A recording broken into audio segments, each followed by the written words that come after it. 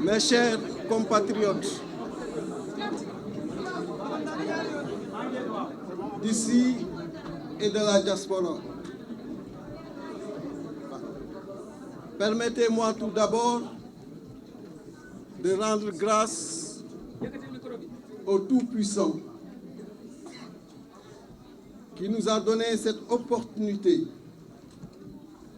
de nous mettre en face de vous aujourd'hui pour honorer un engagement pris le 29 novembre 2020 suite à la sanction politique qui a découlé de ma déclaration du 27 du même mois lors du passage du ministre de l'Agriculture à l'Assemblée nationale. Je voudrais, avant de poursuivre, présenter mes salutations et mes respects, rendre hommage aux dignitaires religieux et culturels, tout comme aux personnalités politiques, publiques, qui ont bien voulu répondre présent à cette invitation. Merci aux représentants du Khalife général des Mourides. Merci aux représentants du Khalife général des Tidjanes. Merci aux représentants du Khalife général de Ndiassane, aux représentants du Khalife général des Layènes, aux représentants de la famille omarienne, aux représentants de l'Église. Merci aux représentants de Serigne Moussa Mbacké Noël. Merci aux représentants du Khalife général de Ndiéné. Merci aux représentants de Serigne Abdou Mbacké. Merci aux représentants de Serigne Modou Kara Mbacké. Merci aux représentants de Ahmed Khalifa Niass. Merci à tous. Merci également à toutes ces personnalités présentes. Quand je suis entré dans cette salle, la question que je me suis posée est la suivante. Qu'ai-je fait pour mériter cet honneur de ces éminentes personnalités qui ont préféré sacrifier ce dimanche pour être là à mes côtés? Votre présence m'honore profondément.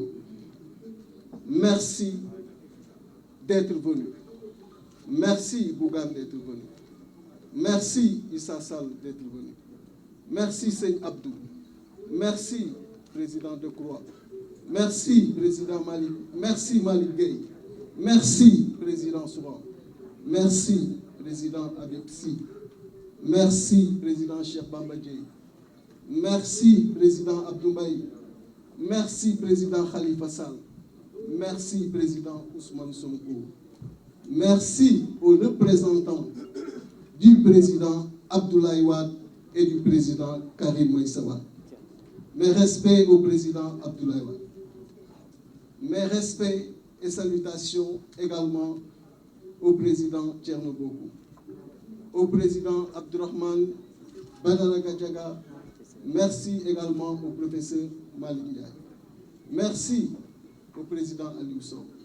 Merci à Massali. Merci à Maïmouna Bousso. Merci aux honorables qui sont également là. Mamdiara, je vous remercie bien vivement. Merci Aïssatou Sabala. Merci Madame Mbacké. Merci à toute l'opposition présente dans cette salle. Même ceux qui n'ont pas pu faire le déplacement ont appelé, soit envoyé des délégations. Il est clair que je ne pourrai pas, de façon exhaustive, citer tous ceux qui sont présents, mais comprenez que c'est une présence qui me touche profondément, que vous en soyez également remerciés et que le Tout-Puissant nous aide à continuer ensemble à œuvrer pour le bien de tous nos compatriotes. Merci à Dr Abdourahmane Diouf, je l'ai dit tout à l'heure. Mes chers compatriotes, je profite de cette occasion aussi pour exprimer encore une fois ma profonde compassion à l'égard des familles éprouvées par la Covid-19 et m'incliner devant la mémoire des jeunes qui ont perdu leur vie durant les récentes turbulences politiques et prie pour que Firdausi soit leur dernière demeure. Sénégalaises, Sénégalais, je l'ai dit tout à l'heure, vous avez tous suivi de très près les conséquences qui ont découlé de mon intervention du 27 novembre 2020 à l'Assemblée nationale.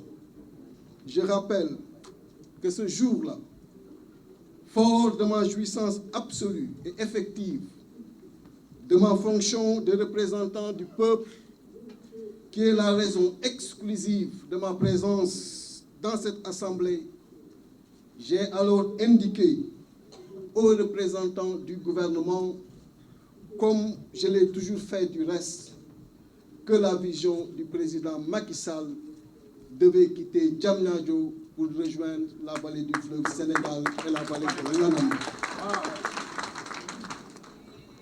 Ce qui naturellement aurait pour conséquence immédiate de régler en partie la question du chômage, mais de régler également la souveraineté alimentaire.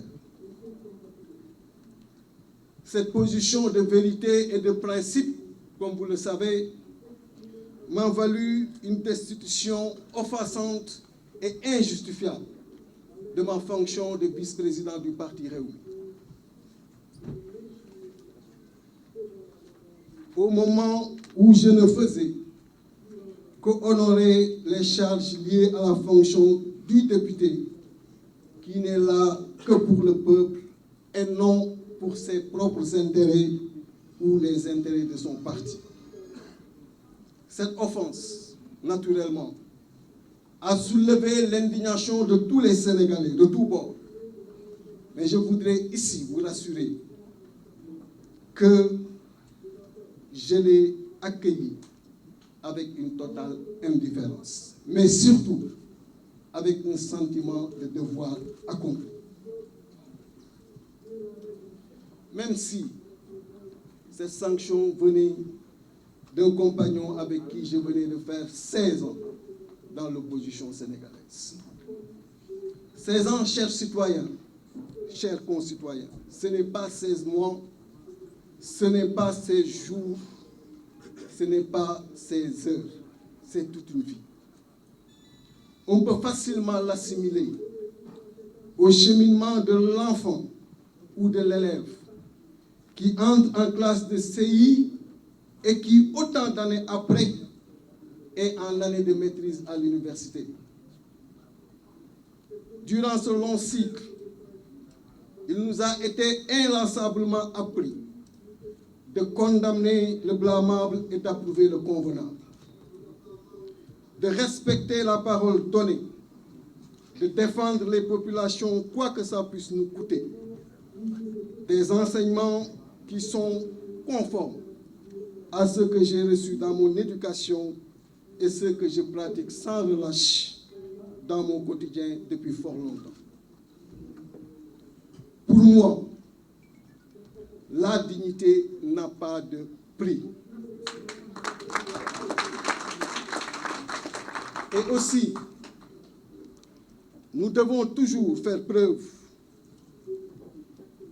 de prendre de la hauteur, de nous oublier devant les privilèges et faire de nous, à cette patrie qui nous a tant donné et qui souffre également, faire don de nous à cette patrie-là. Merci Ousmane. C'est pour cette raison, je le dis ici, certains le connaissent, d'autres non. Depuis que je suis à l'Assemblée nationale du Sénégal en 2017, l'intégralité de mon salaire a toujours été versée aux populations qui en ont besoin. Vérifiable. Je n'ai jamais profité, toujours vérifiable, d'un seul litre de la carte carburant dont je ne dispose même pas. L'intégralité de cette dotation est allouée aux populations. Récemment, j'ai été appelé à plusieurs reprises pour prendre un terrain de 250 mètres carrés destiné aux députés. Je ne l'ai pas pris.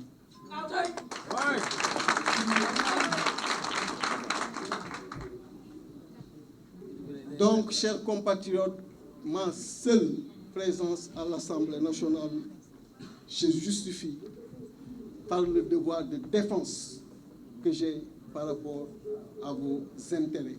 Et je ne peux rester insensible à ces souffrances.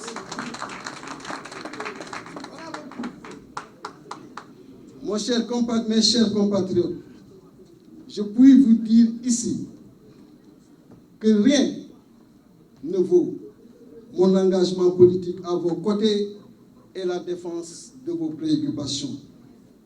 Et rien ne vaut le reniement de ses convictions politiques ou sa liberté d'expression. Ni un poste de député, ni un poste de ministre, ni un poste de président de la République du Sénégal.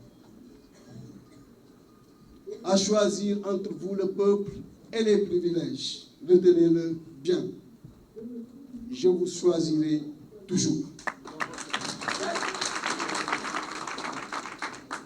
Et nous avons décidé de perpétuer le sens de cet engagement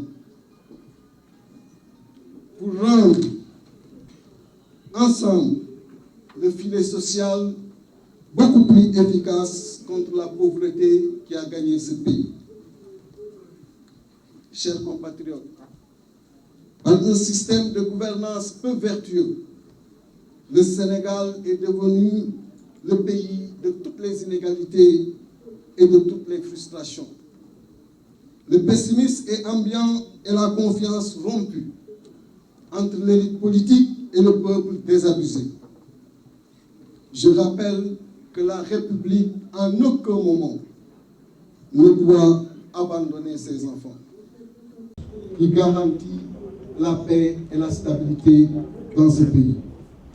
Et cela passe nécessairement par l'arrêt de la persécution des opposants et la réhabilitation sans délai des candidats injustement écartés. Khalifa Ababacar Sall, ici présent, et Karim Meïssa Wade, qui est au Qatar. Chers compatriotes, fort de tous ces constats, et face à ces défis qui nous interpellent tous, nous avons décidé de la création du Parti républicain pour le progrès d'Isso Askan Wi.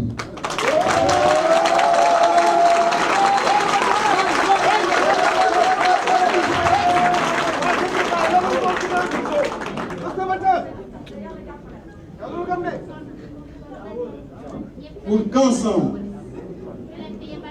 nous travaillons pour la prospérité dans la paix.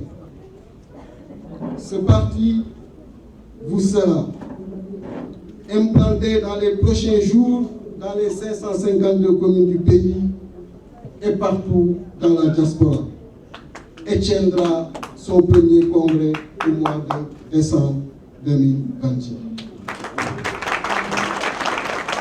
Chers compatriotes, je ne saurais terminer sans remercier tous ceux également qui ont fait le déplacement mais qui n'ont pas pu accéder à la salle.